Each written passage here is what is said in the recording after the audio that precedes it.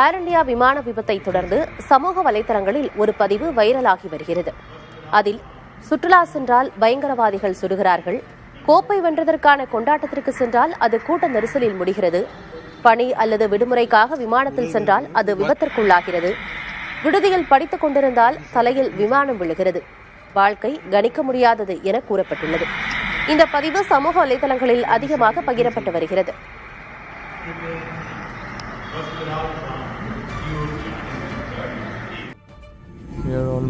விபத்திற்குள்ளான ஏர் India விமானத்தில் 2 மணி நேரங்களுக்கு முன் பயணித்ததாக கூறும் நபர் விமானத்தில் பல்வேறு வசதிகள் இயங்காமல் இருந்ததாக தெரிவித்துள்ளார்.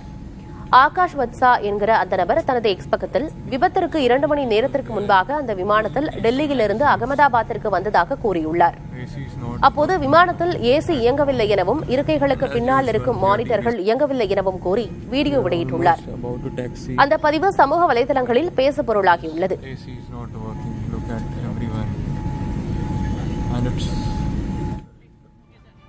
ஏர் இந்தியா விமான விபத்து குறித்து விரிவாக ஆராய உயர்மட்ட பல்துறை நிபுணர் குழு அமைக்கப்படும் என சிவில் விமான போக்குவரத்து துறை அமைச்சர் ராம்மோகன் நாயுடு தெரிவித்துள்ளார்.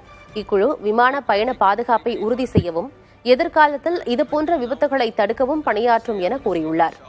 ஏர் இந்தியா விமான விபத்து குறித்து விமான விபத்து புலனாய்வு பணியகம் அதிகாரப்பூர்வமாக விசாரணையை தொடங்கியிருப்பதாகவும் தெரிவித்துள்ளார். ஏர் இந்தியா விமான விபத்து குறித்த விசாரணையில் இந்தியாவிற்கு உதவ இங்கிலாந்து மற்றும் அமெரிக்கா குழுக்களை அனுப்ப உள்ளது.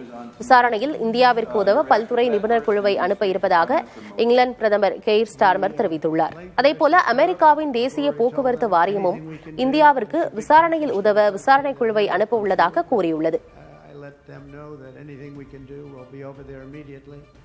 But it was a horrific crash. It looks like most are gone.